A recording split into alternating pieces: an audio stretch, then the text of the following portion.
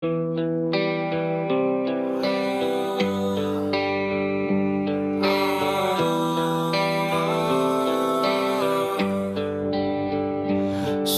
sama, sobrang hirap. Ang hustisya ay parang ibon na pinutulan ng pakpak. Ang mga may kasalanan, sila pa ang saksi. Ang mga promotor ng gulo, sila pa ang nagsasabing silang nasa tama. Nasaan na ang dangal? Nasaan na ang budhi?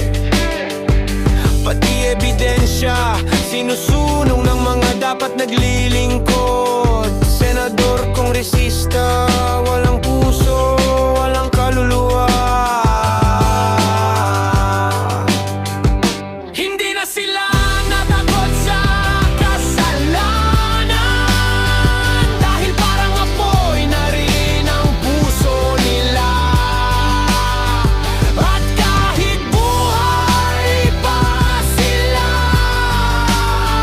tila sinusunog ng kanilang kaluluwa. Anong nangyayari sa bansang Pilipinas? Sino ang makakatulong? Sino ang lalapitan? Sino ang ating kakapitan? Hindi mo na malaman kung sino ang nasa tama at sino ang nasa mali. Ang tao, madaling tapalan ng pera. Ang tao, madaling paikutin ng kwento. Nasa na ang dangal ng lahing Pilipino?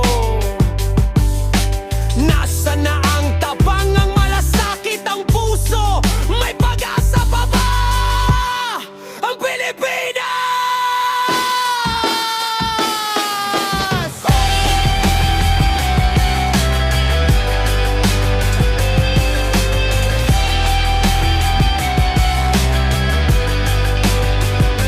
Sa aking pananaw, Diyos lang ang ating matatakbuhan.